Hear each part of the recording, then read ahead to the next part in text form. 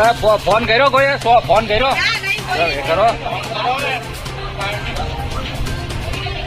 hello अरे आपकी घर की उधर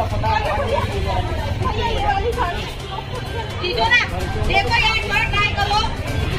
कमर ऊपर रखो ना बड़ा स्लो से फेल करो तभी फोन नहीं करो